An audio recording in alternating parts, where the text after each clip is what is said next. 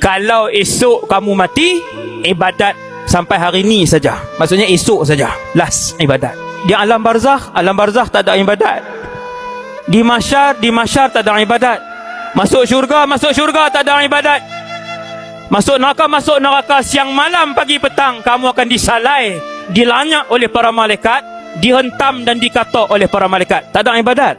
Kalau esok adalah ajal kamu, bermaksud esok hari terakhir kamu bertemu dengan solat buat selama-lamanya.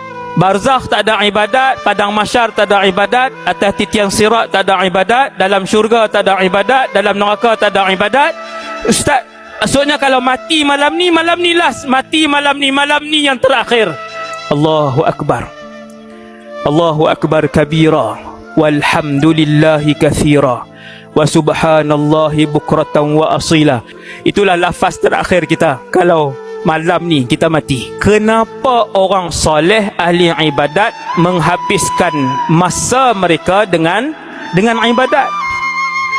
Baru kita faham pasal apa orang baik banyak pegang Quran, kenapa orang baik banyak pegang tasbih, kenapa orang baik sembahyangnya lama, doanya lama, zikirnya lama. Kenapa orang baik suka puasa sunat? Kenapa orang baik al-muhsinun bila bersedekah kerap bersedekah? Kenapa?